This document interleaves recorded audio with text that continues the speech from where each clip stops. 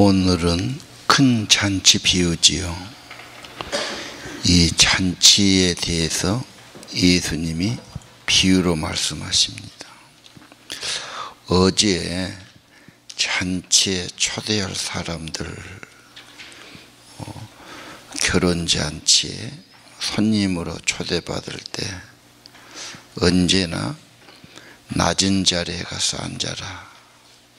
평생 교훈으로 받아야 될 것 같아요. 어디 가든지 낮은 자리, 겸손한 모습, 그러면 높임을 받는다. 자기 잘난 체하고 대접 받으려고 그러면 점점 낮아진다.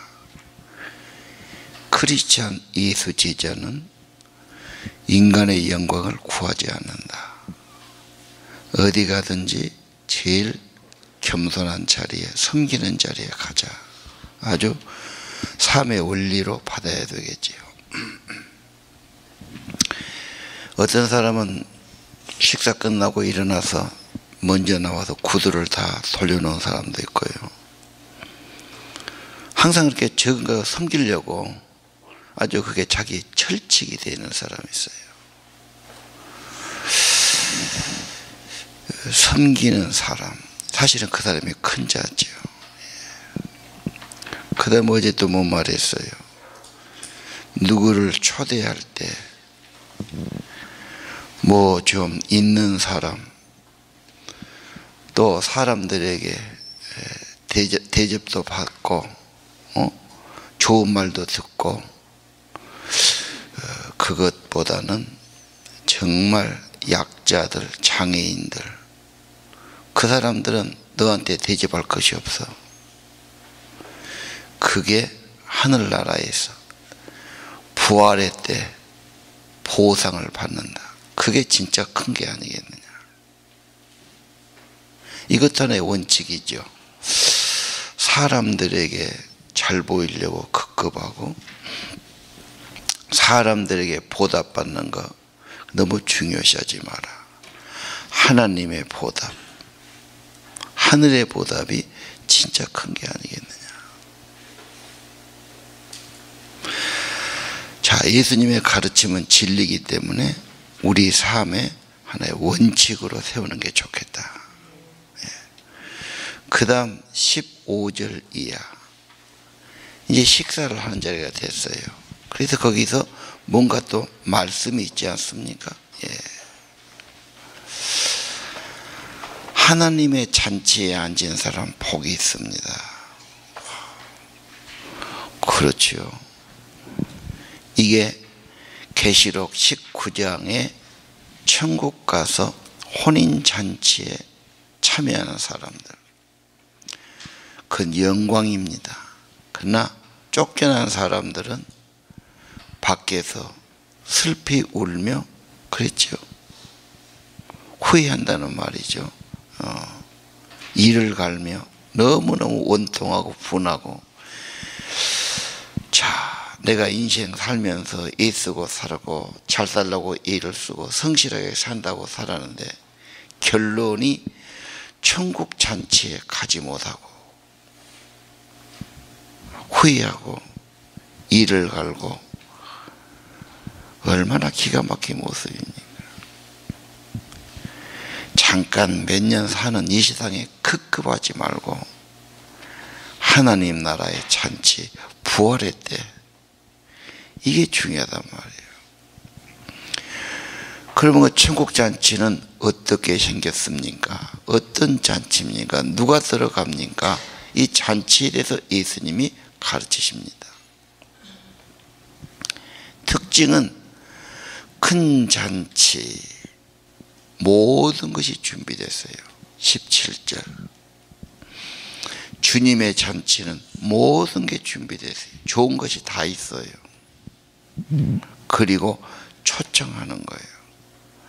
와서 잔치에 참여하십시오. 함께 합시다. 천국은 잔치로 가장 좋은 비유입니다. 없는 게 없어요. 좋은 것만 있어요.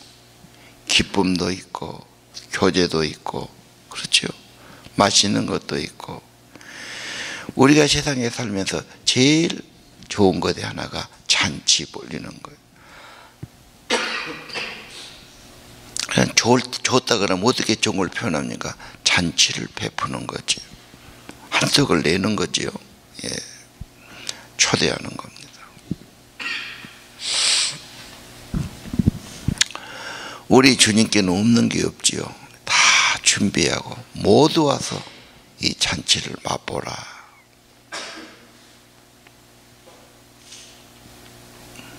그런데 어떻습니까?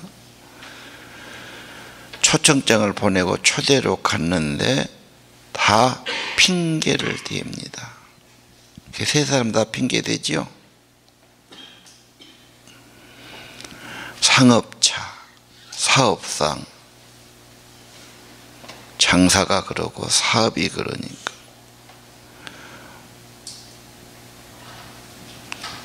가정일로 결혼식이 있고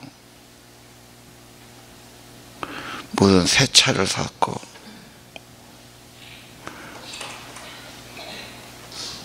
누구를 만나야 되고. 진짜 중요한 것은 그리스도 그분과 함께 잔치를 맛보고 경험해야 될 터인데, 교회 밖에 좋은 것이 많고 주님 외에 좋은 것이 많고 더 중요하고 필요한 것이 있다고 생각하지. 물론 하나님 믿는 것 나쁜 거 아니야. 좋아. 예수님 믿는 것 좋지, 괜찮지. 상식이 있다면은 무조건 반대는 안 할 거예요. 좋지, 괜찮아. 그런데 다음에 그러죠. 내가 지금 바쁜 일이 있다고, 중요한 일이 있다고, 할 일이 있다고 그러죠. 핑계를 댔단 말이 참 맞아요. 핑계 없는 무덤 없다, 그런 속담이 있지 않습니까? 전도에 보면 주님 모이자고 그러고 뭐 하자고 그러면 핑계를 대거든요. 그렇게. 자, 가서 그대로 보고해요. 21절. 그렇게 보고를 들은 주인의 반응이 뭡니까? 화가 났어요. 왜 화가 났다고 생각하십니까? 음식은 널려 있고 자리는 많이 남았는데 놔두면 음식 버리잖아요. 지금. 그리고 주인이 그렇게 모처럼 했으니까 자리가 가득 차서 다 즐겁게 하면 좋단 말이죠. 빈자리 있는 게 마음에 들지 않는 거예요. 그 호의를 거절하기 때문에 너무 섭섭한 거예요. 빈자리 그냥 내비둡니까? 아니야. 21절. 당장 가서 골목들, 길목들 다 다니면서 누굽니까? 가난하고 제대로 걷지 못하고 보지 못하고 다리 저는 사람 데려와라. 이 사람들은 할 일이 없어요. 예를 들면. 그래서 경제활동도 잘 안 되지요. 근데 주님은 그들이라도 데려오라고 그래요. 동양에서는 장애인들 무시해요. 장애인 학교가 들어온다, 반대가 극심해요. 장애인 시설 들어온다. 왜 저 사람잡 같지 않은 것들이 와서 그러면 집값 떨어진다, 격이 떨어진다. 아주 서울 같은 데는 극심하게 반대하고. 서울은 땅이 비싸니까요. 그래갖고 막 분야에서 나와가지고 막 자리를 막 앉아가지고 차도 못 들어게 하고 극심하게 반대해요. 그런데 선진국이나 그리스도를 제대로 믿는 나라는 가장 그들을 우선시해 줍니다. 모든 시설도 장애인, 지금은 주차장도 장애인 주차장, 화장실도 장애인 휠체어 가야 되고, 그런 것 없으면 건물 허가가 안 나오지요. 필수적으로 하게 하고. 왜? 그들은 약자고 이 사회에서 가장 힘든 사람들이고 보호해야 되지요. 이게 크리스찬의 정신이라고. 박애주의니까요. 오늘 다시 한번 장애인들에 대해서 생각을 다시 해야 돼요. 왜? 예수님께서 그랬기 때문에. 그리고 하늘나라는 거저 오면 돼요. 준비된 데 오시면 돼요. 초대에 응하면 됩니다. 예. 데려왔어요, 그분들. 그 다음에 보니까 그래도 자리가 비어 있어요. 그게 주인이 뭐라고 그러죠? 강권하다 하여 내 집을 채워라. 그전 성경은 그랬어요. 막 그냥 가서 막 강제로 가서 막 권해가지고 데려라 그 말입니다. 이게 참 유명한 말이죠. 하나님 나라는 초청하는 겁니다. 준비됐은 좋은 잔치예요. 가장 행복하고 맛있고 좋은 것을 주고 주님보다 더 좋은 거 주실 분이 어디 있습니까? 누구든지 오라.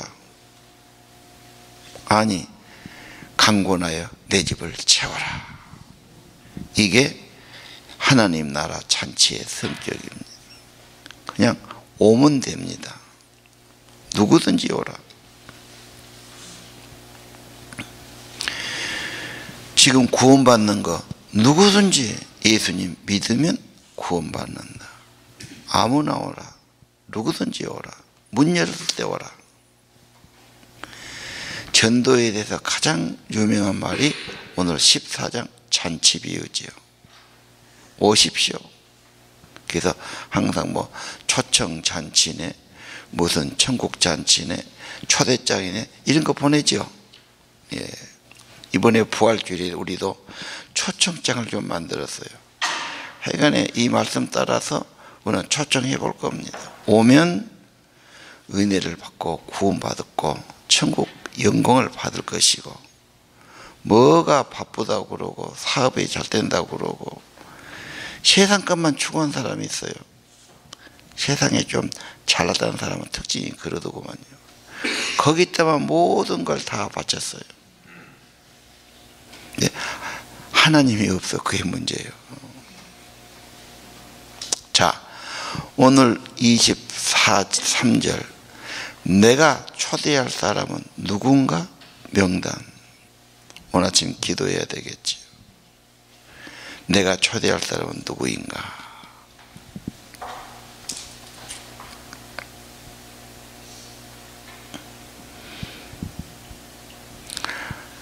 하나님 나라는 먼저 약한 자들이, 소외된 자들이,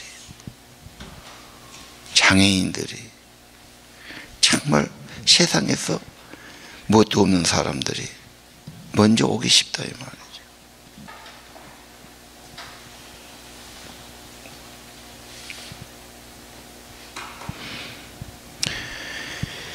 교회 좀 안 온 사람들이 쌀 1kg, 쌀 1kg면 내가 계산하니까 2,000원 조금 넘을까요? 그 1kg들인데 노인들이 오셔. 내가 가만히 보면 할 일 없는 분들이라 운동 삼아 나오신가 보다 그 생각을 하죠. 근데 다 보면은 복색이 그렇게 잘 산 분들은 아니야. 다 어려운 분들. 내가 왜 저 생각을 했냐면 서울 강남에만 다 잘 산 동네를 알고 있거든요. 어느 교회를 갔는데 세미나에 있어요. 그런데 11시쯤 되니까 노인들이 오더라고. 막 뭐단가 내가 가봤어요. 그랬더니 라면 2개를 주더구만. 근데 거기는 한 남자분이 딱 명단을 딱 적더만. 누구요? 그럼 이름만 딱 적고 라면 2개 줘요. 그럼 그는 받아갖고 바로 가더만. 그때는 그 보니까는 그렇게 초라한 분도 아니야. 그런데 그 전철이 공짜 아니야. 서울은 전철 타고 상당히 걸어 들어왔어요. 운동 삼아서 오신 것 같아. 그리고 라면 쪽에 받았고 얼른 가버리더라고. 내가 보니까. 그래서 야, 강남에도 이게 되는구나. 내가 그 생각을 했지. 누가 쌀 이야기 하길래 이 나이 드신 분은 곡식을 아껴야 하거든. 이 쌀 한 톨 아끼지 않습니까? 그래서 아, 이게 되겠다. 누가 그래서 해보자. 그런데 그게 오신단 말이에요. 그렇게 잔치입니다. 천국 잔치. 주님에게 받는 것, 이건 천국 혼인잔치에 들어가는 것. 그거 못 간 사람은 너무너무 후회할 겁니다. 후회하지요. 자, 이제 장면이 밖에서 예수님이 길에 가시면서 말씀하세요. 예수님은 기회만 되면 말씀을 가르치죠. 앉아서도 하시지만, 어떤 현실을 보실 때도 하지만, 걸어가면서 야, 제자, 예수 제자도는 뭐냐? 예수 제자가 되려면 미워하는 것이 있어야 돼. 이게 미워한다는 것은 멀리 한다는 뜻이야. 좀 미워하는 게 좀 표현이 그러지요. 멀리 해야 될 것이 있어요. 뭘 멀리 해야 됩니까? 인간관계, 가족관계도 좀 예수님보다는 멀리 해야 돼. 예수 제자가 되려면 20절 십자가, 자기 부인, 자기 포기가 있어야 돼. 그러면서 비용을 한번 계산해 보라고 그러지. 그 말은 비용이 든다, 수고와 헌신이 따른다 그 말이죠. 집 지려면 엄청나게 일이 많고 비용을 들여야 돼요. 그 계산 안 하고 덜컥 시작했다가 어떻게 하겠냐 이 말이에요.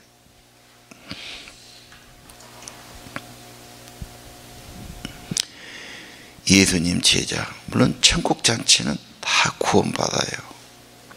그러나 제자는 또 달라요. 왜? 일꾼들이니까 더 존귀한 상급과 영광이 있을 겁니다. 예수님은 최고의 헌신을 요구하시죠. 예수 믿기 때문에 네가 멀리하고 버릴 것이 뭐냐? 주일을 포기하는 거죠. 주일날 주말에 뭐 영화 보러 간다, 놀러 간다.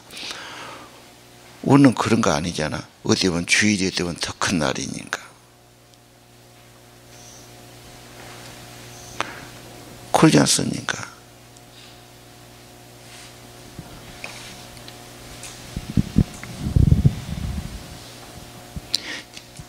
직장 가려면 내가 포기하고 버려야 할 것이 있죠. 늦잠 자는 거 버려야 되고, 그렇죠. 내 마음대로 사는 거 버려야지. 직장에 맞춰야지. 결혼하려면 버릴 것이 있지. 딴 사람 안 만나야 되고, 다 포기해야 되고, 그렇지 않습니까? 헌신해야 되고요. 충성해야 되고요. 이제 내 마음대로 사는 것 아니에요. 오직 그분을 따르고 섬기는 삶이어야 되지.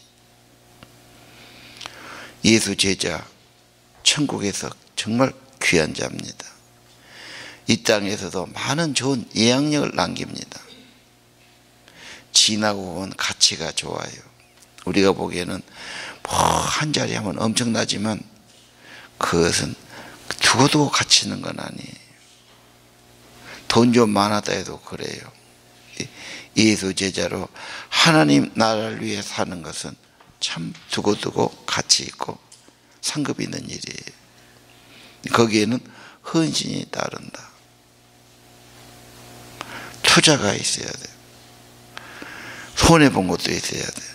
그래서 내가 예수 믿기 때문에 손해본 것이 있어야 됩니다. 반드시. 다 주면 안 돼요. 내가 헌금하기 때문에 돈에 손해 있든 시간에 손해 있든 뭔가 좀 손해본 것이 있어야죠. 그래야 얻는 것도 있는 것 아닙니까? 다 돈을 주고 물건을 사듯이 뭘 주고 사니까요. 나는 예수님 위해서 뭔가 헌신한 것이고, 예수 때문에 손해본 것이고, 예수 때문에 안 먹는 것이고, 예수 때문에 놀지 못한 것이고, 뭐 있어야 되지요. 그게 예수의 제자다. 버리는 것이 있든 손해본 것이 있든 그렇죠. 반드시 있어야 돼요. 우선순위가 주님이고 천국입니다. 주님 때문에 포기할 것도 있어야 돼요. 버릴 것도 있고 손해볼 것도 있는 거지요. 그게 뭐냐? 확인해야 되고 그 계산을 해야 되고, 그 말은 그만큼 예수 제자 하나님의 일꾼은 그런 헌신과 투자가 필요하다는 것이 되겠습니다. 소금은 뭔가 그런 충성된 사람, 헌신된 사람, 참된 제자들을 말하겠지.